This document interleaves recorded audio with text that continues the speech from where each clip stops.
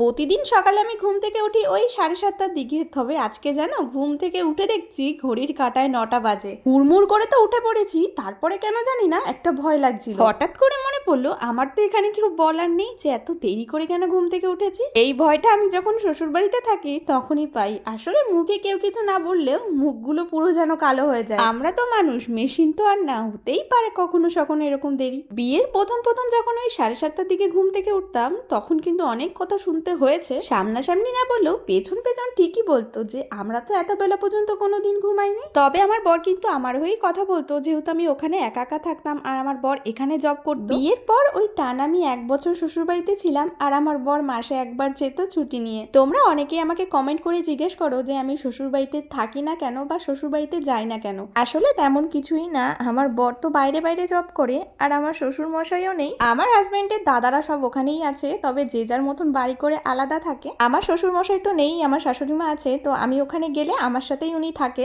ওনার যেহেতু অনেকটাই বয়স হয়ে গেছে তাই A to Z ওখানে আমারই করতে হয়, বাজারঘাট থেকে শুরু করে দোকানপাট সবকিছুই। সবসময় বলতে পারো আমার ওখানে একাই থাকতে হতো, আর সবাই তো সবার কাজকর্ম নিয়ে ব্যস্ত।